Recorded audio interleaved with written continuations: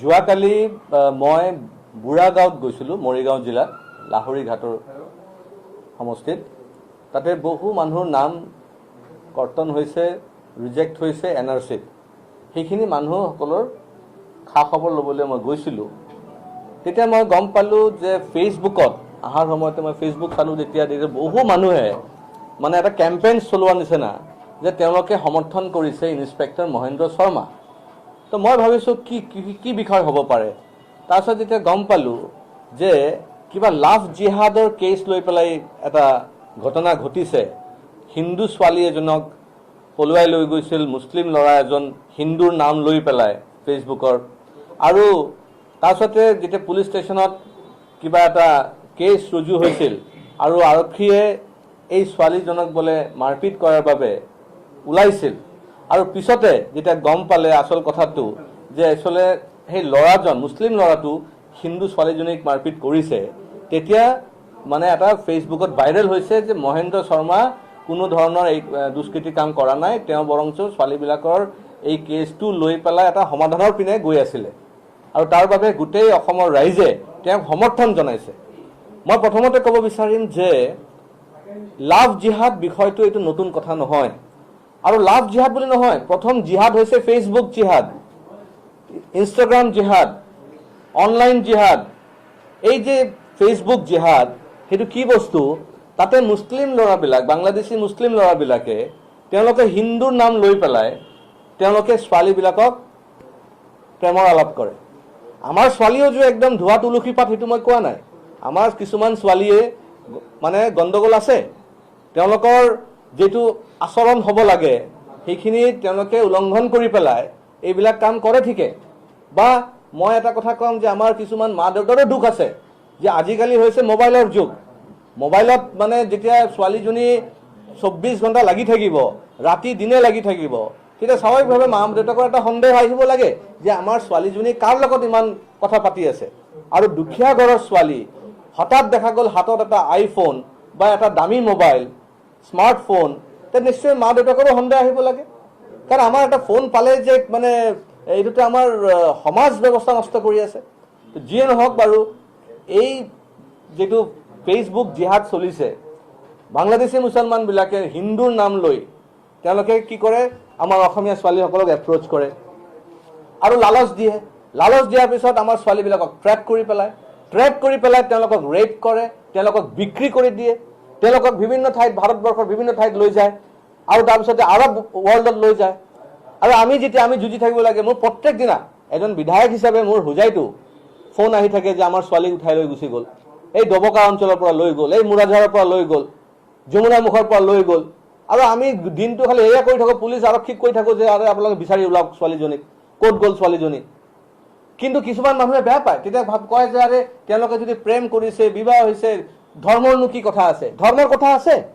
মই সুধিব বিচাৰিছোঁ গোটেই অসমবাসীক যে আমাৰ যিসকল সেকুলাৰ বুলি কৈ থাকে, সেই অসমীয়া মানুহসকলে, সেই বঙালী মানুহসকলে বা মাৰোৱাৰী বিহাৰী মানুহসকলে তেওঁলোকে কি মুছলমান ঘৰত বিয়া দিব পাৰিব জানো? আনুষ্ঠানিকভাৱে বিয়া দিব পাৰিব জানো? বা দিছে জানো? মইতো আজিলৈকে শুনা নাই যে মানে কোনোবাই মানে অসমীয়া ছোৱালীৰ বিয়া দিব, মোক কৈছে যে চাবচোন ভাল এটা মুছলমান ল'ৰা বিচাৰি চাবচোন, মই ছোৱালীজনীক বিয়া দিম, এনেকুৱাতো হোৱা নাই। তেতিয়াহ'লে কিয় এনেকুৱা হৈ আছে? আমি সেকুলাৰিজমৰ কথা কৈ আছোঁ, আৰু এইপিনে আমাৰ হিন্দু ছোৱালীক তেওঁলোকে লুটপাৰ কৰি লৈ গৈ আছে। আৰু আমাৰ কিছুমান ছোৱালীও দুখী আছে, তেওঁলোককো আমি কেনেকৈ আমি বাধা বিঘ্নতা সৃষ্টি কৰিব পাৰোঁ, আমি সমাজত আমি তেওঁলোকক ধৰিব পাৰোঁ, তাৰো এটা আমাৰ দায়বদ্ধতা আছে। আমাৰ যিসকল মহিলা সংগঠন আছে, যুৱ সংগঠন আছে, ছাত্ৰ সংগঠন আছে, তেওঁলোকৰ কৰ্তব্য আছে। তেওঁলোকৰ কৰ্তব্য আছে যে সমাজখন যদি বচাব লাগে, তেতিয়া আমাৰ নাৰীৰ ওপৰত যি বেয়া নজৰ বাংলাদেশী মুছলমানসকলৰ পৰি আছে, সেইখিনিৰ পৰা আমি কেনেকৈ বচাম তাৰ চিন্তাধাৰাটো আমি ৰাখিব লাগিব। প্ৰত্যেক দিনা এটা লাভ জিহাদৰ কেছ,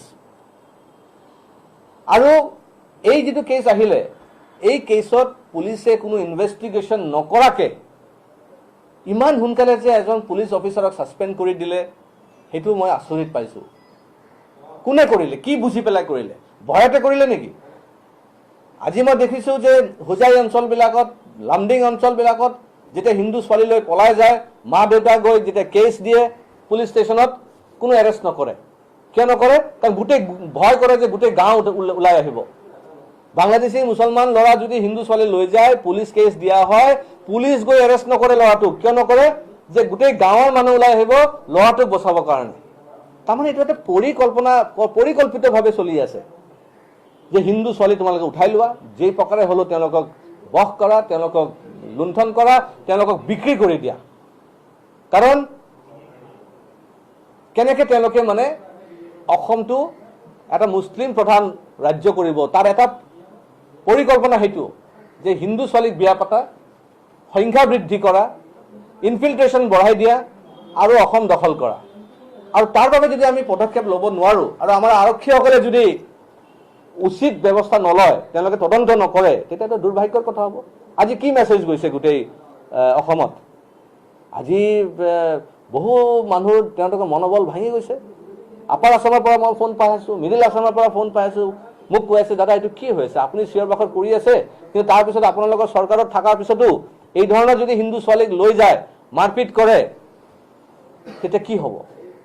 সেইকাৰণে মই ভাবোঁ যে লাভ জিহাদৰ কাৰণে কণ্ট্ৰল কৰিবৰ কাৰণে, এণ্টি লাভ জিহাদৰ কণ্ট্ৰলৰ কাৰণে এটা চেল বনাই দিব লাগে আৰু 24 আৱাৰ্ছ এইটো মনিটৰিং হ'ব লাগে যে আমাৰ ছোৱালীসকলক কেনেকৈ তেওঁলোকে ট্ৰেপ কৰিব বিচাৰিছে আৰু লৈ যাব বিচাৰিছে। আমাৰ বীৰংগনা বেটেলিয়ন যিটো আছে, মহিলাৰ যিটো পুলিচ বেটেলিয়ন আছে, তেওঁলোককো আৰু এক্টিভেট কৰিব লাগে। নহ'লে আমাৰ অসমত কিয় লাভ জিহাদ ইমান বাঢ়ি গৈ আছে? কি উদ্দেশ্য? আপোনালোকে খবৰ লৈ চাব, বিভিন্ন কোৰ্টবিলাকত, সাব ডিভিজনেল কোৰ্টছবিলাকে হওক, ডিষ্ট্ৰিক্ট কোৰ্টছবিলাকে হওক, তাতে কিমান ল'ৰা ছোৱালী এপ্লাই কৰিছে বিবাহৰ বাবে যে মুছলিম ল'ৰাৰ লগত বিয়া পাতিব। প্ৰত্যেকটা কোৰ্টত ডজন ডজন কেছ পেণ্ডিং পৰি আছে। এতিয়া তেওঁলোকে এপ্লাই কৰিছে যে ল'ৰা ছোৱালী বিয়া পাতিব। কি ল'ৰা ছোৱালী? মুছলিম ল'ৰা আৰু হিন্দু ছোৱালী। মই এটা কেছ পোৱা নাই গোটেই অসমত য'ত ল'ৰাটো মানে হিন্দু আৰু ছোৱালীটো মুছলিম বুলি। যদি সঁচাকৈ সেকুলাৰিজম, আমাৰ অসমত বা ভাৰতবৰ্ষত সবচে বেছি সেকুলাৰ শব্দটো উচ্চাৰণ কৰা মানুহ হৈছে মৌলবাদী সংগঠনৰ মানুহবিলাক। যে বাংলাদেশী মুছলমান আছে তেওঁলোকে বেছি সেকুলাৰ সেকুলাৰ সেকুলাৰ কথা কৈ থাকে। তেওঁলোকে সেকুলাৰৰ বুৰ্খা পিন্ধি পেলাই আমাৰ সমাজখন ধ্বংস কৰিব বিচাৰিছে। তেওঁলোকে যে সঁচাকৈ সেকুলাৰ, তেওঁলোকৰ ঘৰৰ ছোৱালী আমাৰ হিন্দু ঘৰত বিয়া দি দিয়ক, আমাৰ হিন্দু ল'ৰা বিয়া পাতিব আৰু এইজনী ছোৱালী হিন্দু হ'ব লাগিব। খালি আপোনালোকৰ ল'ৰা ছোৱালী যদি হিন্দু বিয়া পাতে তেওঁলোকক মুছলিম কৰিব, সেইটো কি ধৰণৰ সেকুলাৰ হ'ল? হিন্দু ল'ৰা যদি মুছলিম ছোৱালী বিয়া পাতে তে ল'ৰাটো মুছলমান হ'ব লাগিব।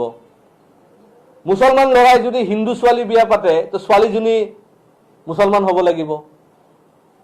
তো সেইটো কি সেকুলাৰ হ'ল? সেইটোকে আমি সেকুলাৰ বুলি ধৰি ল'ম নেকি? সেইকাৰণে এই যে সেকুলাৰিজমৰ বুৰ্খা পিন্ধি পেলাই কিছুমান মানুহে যে কাম কৰি আছে অসমীয়া সমাজ ধ্বংস কৰিবৰ কাৰণে, এইবিলাক মানুহ চিনাক্ত হ'ব লাগে, তেওঁলোকক উচিত দণ্ড দিব লাগিব। আৰু মই আৰক্ষী বিষয়াসকলক ক'ব বিচাৰিছোঁ, আমাৰ DGP সাহেব এতিয়া এক্সটেনশ্যনত আছে, তেওঁকো ক'ব বিচাৰিছোঁ যে 3 মাহ আপোনাৰ হাতত আৰু পাছে আপুনি ভাল কাম কৰিবৰ কাৰণে। 3 মাহ আৰু এক্সটেনশ্যন চৰকাৰে আপোনাক দিছে, তাৰমানে আপোনাক এটা উপহাৰ দিয়া নিচিনা হৈছে অসমীয়া সমাজ বচাবৰ কাৰণে। চেষ্টা কৰক এই 3 মাহত কিবা যদি এটা দৃষ্টান্তমূলক কিবা এটা কৰি দি যাব পাৰে। কাৰণ এতিয়ালৈকে মই তেনেকুৱা দৃষ্টান্তমূলক কাম এতিয়ালৈকে অসমত দেখা নাই। এটলিষ্ট হিন্দুৰ ক্ষেত্ৰত দেখা নাই। আমাৰ অসমীয়া সমাজক ৰক্ষা কৰাৰ বাবে এতিয়ালৈকে মই কোনো ধৰণৰ দৃষ্টান্তমূলক কাম দেখা নাই।